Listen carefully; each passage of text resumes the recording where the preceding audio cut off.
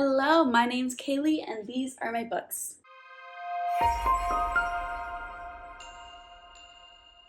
Today's video is my last Realmathon reading vlog, which is so sad because I've had such a fun time reading for Realmathon in April and being a co-host for Team Enya along with Becca from Becca and the Books, and I've just had such a fun time hanging out with you all during this readathon, reading as many books as possible, doing so many sprints with all of my friends. It's just been amazing. So I wanted my last Realmathon vlog to be another reading hosts favorites video because I just want to read some of my friends' books now.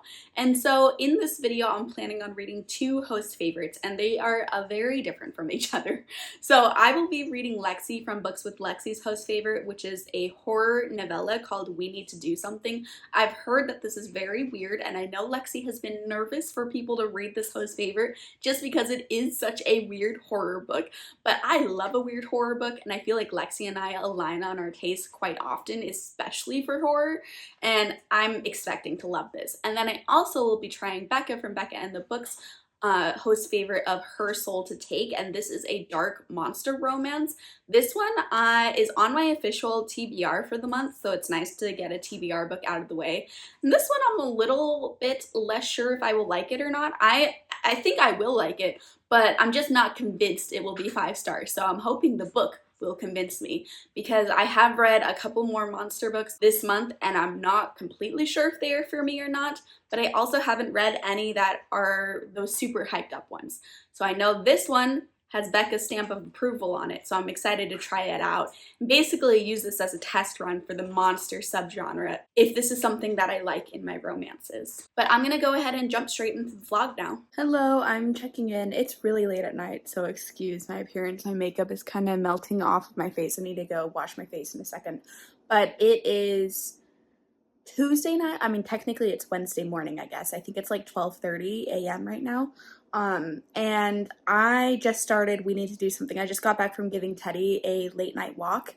I was trying to walk him a couple of times today, and each time there were a ton of people out, and Teddy is a little bit reactive on dog walks, and I just prefer to walk him when there's not a ton of people out and about. So I kept like giving him half walks throughout the day, and I just gave him a full walk at midnight. He liked it though, and since it's late at night, he gets one of these. It's a yogurt covered milk bone. I always give Teddy a dessert before we go to bed, and it's always one of these yogurt covered ones or peanut butter ones. So Teddy, come on up. Come on up. Let's see if I can show you him. He's a good boy. You want your milk bone? You want your dessert? You gotta sit down. There you go. But back to the book, We Need to Do Something. This is a horror novella. It's Lexi's fave, and like I said, 20% in. So basically the premise is this really incredibly dysfunctional family gets stuck in a bathroom during a tornado. Nothing like crazy has happened so far, but I already feel the tension. I was listening to this, I have AirPods in, that's how I'm consuming this book. I am listening to the audiobook on Scribd, which I just added my Scribd referral link in the description box a couple of videos ago. So if you're wanting to try out Scribd, if you use my link, if you use any referral link, you get 60 days free. And then if you use the link to get your 60 days free, I get 30 days free. Just FYI, since this is how I'm listening to We Need to Do Something. But while nothing crazy has happened in the book so far, I'm already feeling the tension. I was feeling a little bit spooked walking Teddy late at night. I always feel a little bit spooked with the late night walks, but like this horror book, even though there's nothing happening, I just felt the tension building. It's just like when you know the water is about to boil, you know, and you're like, oh gosh, I see the little bubble starting. It's gonna happen any second. They already have had to do a couple embarrassing things. Like, I mean, they're stuck in a bathroom, and so they've had to use the bathroom in front of each other. And this is a family. It's parents and then a brother and sister, and we are in the sister's point of view, which the sister seems like about like 15-ish. I don't know her exact age. The brother is younger, and then the parents both kind of suck in different ways, but the dad is the worst of the bunch. Of course, the dad is the worst of the bunch. But I'm really excited to keep listening to this. I have no idea where this is gonna go, like no idea, because it's a very localized plot because they're just stuck in this bathroom. So like, on the one hand, like, what can happen in this bathroom? Like, what crazy things can happen just in a bathroom? But on the other hand, I'm like, oh God, it's gonna be even worse because it's so confined to this one tiny bathroom. So I'm excited to see where it goes. I'll try to check in one more time before I finish the book, but I don't know if it's gonna be tonight or not, because like I said, it's already past midnight. I need to go wash my face first. So I'll check in either later tonight or tomorrow morning. I'm like 80% through right now. What the hell is going on? Like, what is this? I think I'm liking it though, but like, what the heck, Lexi? Oh man, this is one I'm literally gonna have to listen to the very last word and to be able to tell if I loved it or just thought it was fine. Like, I'm gonna finish it tonight. I'm gonna check in tomorrow morning though, after I've had time to process. But it's like 1:30 in the morning right now, and I'm still just listening to this book. I can't stop. I can't go to sleep until it's done. But like, what the heck? Okay, I'll see you in the morning. Teddy is very ready for bed. Teddy. Teddy. Oh, hi, baby. I'm sorry. Hello. Okay, good night. Hello, it is, what day is it? Wednesday morning? Wednesday morning. And I did end up finishing We Need to Do Something last night. What the actual fuck happened? I'm sorry for swearing, but like, this book deserves this swear. What the hell? Oh my God. I thought in my last check-in that I had like gotten to like the weirdest part. No. That end like 15% is insane.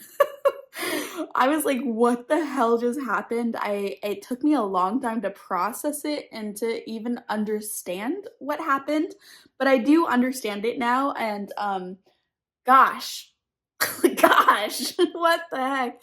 Listen, for those of you that have read it, and for those of you that know this inside joke, all I'm gonna say is I understand why the dad did what he did.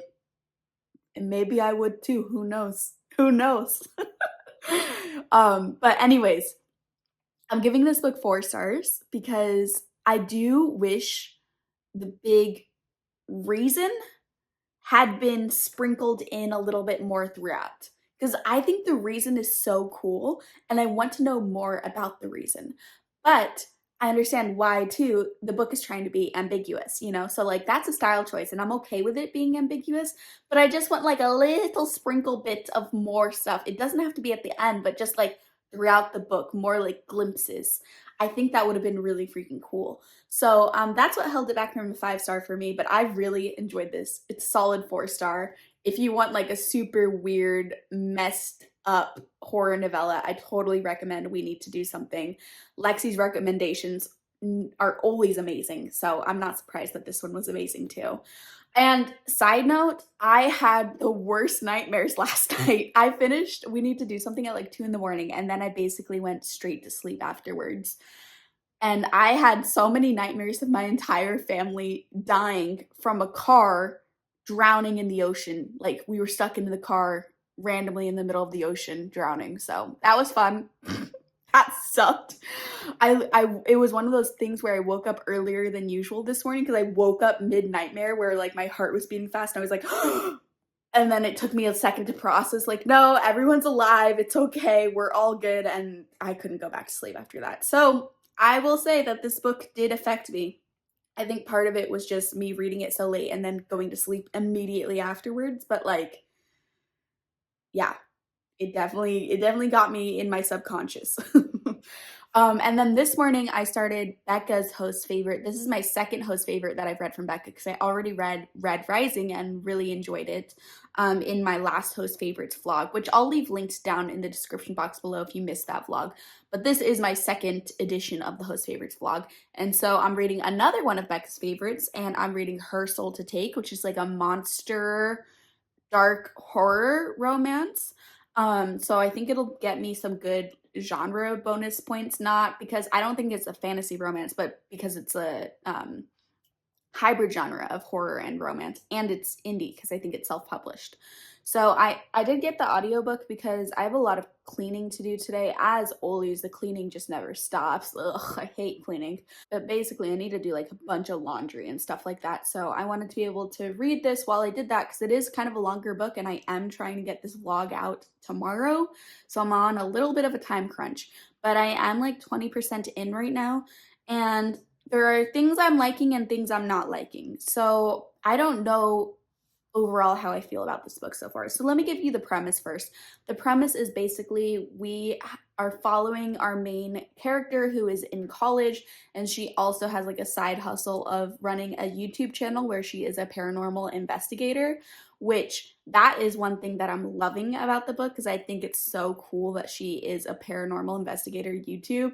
It's like Ryan and Shane on the Ghoul Boys, for those of you know Ryan and Shane on the Watcher channel, but they were also doing the BuzzFeed Unsolved stuff. But basically, like, I really enjoy paranormal investigation, like comedy type shows on YouTube, so it's cool that that's what this main character's job is.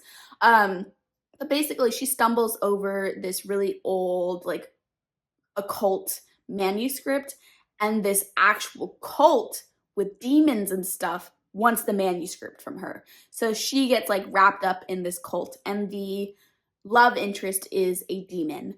So it's like a demon human relationship. And the thing that I'm not loving about it is I feel like the demon is he's like trying to be like a tough guy, you know, blah blah blah, but it's just like not much emotional depth in him, and therefore he doesn't feel real to me. I understand he's a demon, but like, I don't know, I still want more depth, like more emotion. And I guess that is trying the author's choice in not doing that is because it's a demon, not a human. But still, like, I don't care about him, and so I'm really bored by him. His scenes where he's trying to be tough and like sexy and stuff just are not hitting for me because I'm finding him a little bit ridiculous. So that could be a major issue if that continues on for me. The main girl I am liking, but mostly just because I'm so intrigued by her job, and we've gotten a little bit of discussion about that. So I think I could continue to like her if her job becomes like a main part of this book, which I'm really hoping it does, because I think it'd be so cool if like her interaction with this cult and the demons and stuff is like something she's trying to get on her YouTube channel. But we'll see if it goes that direction or not. There are a couple different directions that it could go, and one direction could be a really good direction, and the other directions could be a direction that makes it me ultimately dislike the book. So I'll check in when I get a little bit farther in, but I'm gonna do some cleaning now. Hello, it's a little bit dark, a little bit moody in this update, but kind of goes with the vibe of the update because it's a little bit of a sad update. I decided to DNF Herschel to take at 65% of the way through. But basically, this just didn't connect for me because I feel like the personalities were what were lacking for me. I just thought that this girl's main personality trait was being into this demon and being turned on by this demon. And I needed more from her to care about her and then, therefore, to care about the relationship. And the things that were going on that I think we were supposed to think were sexy just didn't tickle my fancy. I don't know why I said it that way. Oh gosh. It just wasn't for me. I don't think it was inherently bad. I just think you really have to be into some of the things that were going on to think the book is entertaining, because it doesn't give you much in terms of personality, in my opinion, of the characters. And I wanted more character personality. I wanted more banter. I wanted more tension. I wanted the power levels to be a bit more equal than they were. And so I just wasn't having a good time. And I was really concerned because, of course, for this vlog, I didn't want to just have a novella and a DNF. Like, what the heck? That is barely any content. So I was going to push through and see if it got better, but I just was not having a good time with it.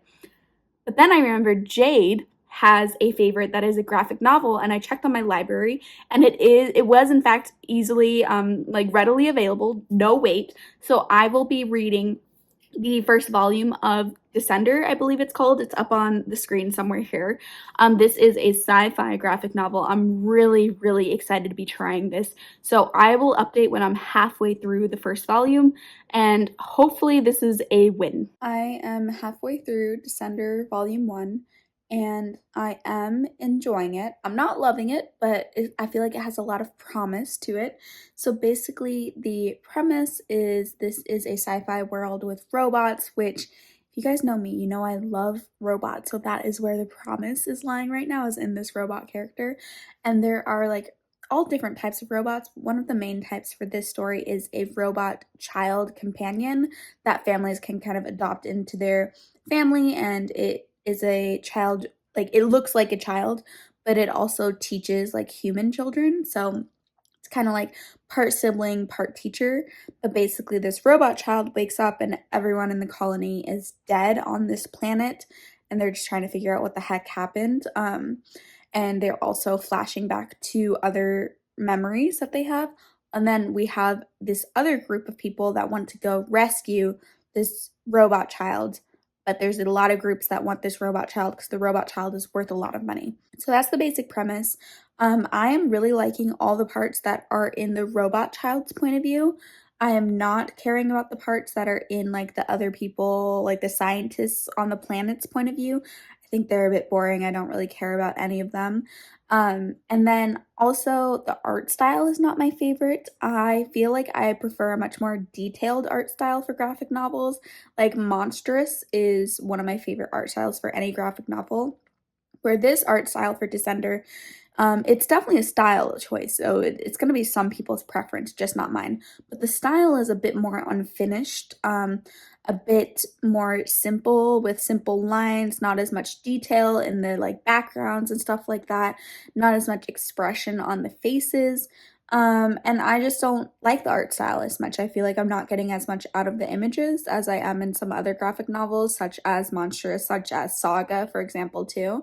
And so if the art style was a bit more complex, a bit more detailed, I think I would be liking this a little bit more because then I could maybe pull some more emotion from these characters. But visually, it's just not as impressive as I wanted it to be. And then narratively, I am liking half of the story, but not the other half.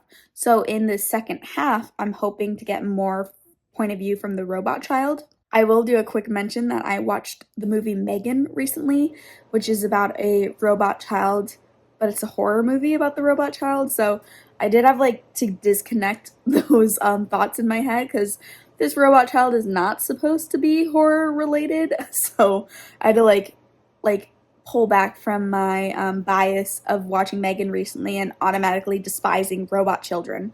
But I'm not despising this robot child. I am caring about them, but I didn't care about them as quickly as I think I should have because of the movie Megan. But I'm going to keep reading the second half. I'm hoping to start liking it more. If I had to rate it right now, I think it would be like a 3-star. So fingers crossed that this next 50% is able to raise it up a little bit. Hello. I finished Descender. I finished it last night, actually. It's the next morning. And unfortunately, I didn't love it. I don't know. What a bummer. I feel like this whole vlog is such a bummer vlog. But I don't have time to read something else. I was thinking about like redoing my whole content schedule to like read another host favorite and try to end on a high note, but I don't think this vlog will go up in April if I do that. So unfortunately, I'm ending on a 2-star. I'm sorry. I don't know why it just didn't work for me. I was feeling like it was a 3-star the whole first half, and then the second half, some of the POVs converged, and I feel like we got less of the POV that I was interested in and more of some things that I wasn't as interested in. And again, I just think in graphic novels, a huge part of the enjoyment is the art style. And I just wasn't a fan of the art style. Like, I do not think it's objectively bad at all. Just not my personal preference. Sorry if you can hear Teddy sneezing. He's currently on my lap right now. Yeah, I'm really sad that this is like a bummer vlog with a DNF, a 2-star, and you know, started strong though with Lexi's 4-star. I don't think Becca and Jade's favorites are objectively bad at all. They just didn't work for me. They weren't my kind of book. I think you could really enjoy Descender if you like that art style, because the story is good. It's interesting. There are some lovable characters in there. There are robots, which are so cool, and there's like a robot dog, which is so cool too, but I just think my intrigue level was pretty low because I didn't like what I was visually looking at. So check out Descender, because if you vibe with that art style, I think it's fantastic, the story. I just think the art style threw me off a little bit and made me disconnect more than I should have. And then Her Soul to Take, if you're looking for a super smutty, like horror, dark romance type of thing, I think you could really enjoy this. I just wanted a bit more like plot and character development and less smut, which again, like I went into this knowing it was super smutty, and sometimes super smutty books work for me. That's why I thought I could really enjoy this book, but I think I'm finding that I prefer my super smutty books to be short, like around 200 to 250 pages, and Her Soul to Take is not short.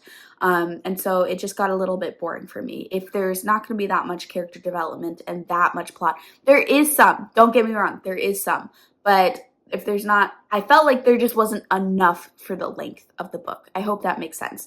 But I know that's going to be a huge benefit to a lot of people. So check out Her Soul to Take if that sounds like something you're interested in. And then, of course, We Need to Do Something, being so freaking weird and messed up and good, like 4 stars. Really enjoyed that. That's a book I actually wish was longer so we could get some more information about certain things, and then it could have been a 5-star for me. So no 5 stars this vlog. Hopefully it's not too much of a bummer. But this is the last Realmathon reading vlog I'm going to be putting on my channel, which is so sad because I've had such a fun time in Realmathon. I've had so much fun on the sprint, so much fun making these Realmathon videos, so much fun chatting with you guys in the Discord, and it's really sad that it's over. April went by so fast. I felt like April just started, and suddenly here I am saying goodbye to Realmathon. What the heck? There are, of course, a couple of more days in the month, but just not enough time for me to do a whole new reading vlog. I'll be doing a different announcement video on Friday and then a TBR video on the weekend. So that's it. And then we're in May, which is crazy. There are a lot of books that I read in April that I didn't talk about in reading vlog. So look out for a wrap up in early May, and that's where I'll talk about all of the books I read for Realmathon. But yeah, I'm saying goodbye to Realmathon reading vlogs when I'm ending this video, which is right now. Sad. So sad. But everyone that is a part of Realmathon will be linked in the description box below, including Cassidy, who created Realmathon. So she is the Realmathon queen, and I just want to thank Cassidy so much for making such a fun month for all of us, all the co-hosts involved, all the participants in it. Like, Cassidy did so much work to put this together, and you can tell because it's such a high quality readathon, such a high quality event. Like, go give Cassidy some love. If you are not subscribed to Cassidy, you need to go subscribe to her, because if you had fun during Realmathon, it's all because of Cassidy. Cassidy is amazing. Go and subscribe. But other than that, if you enjoyed this video, please like the video and subscribe for more of my content, and I'll see you in the next one. Bye.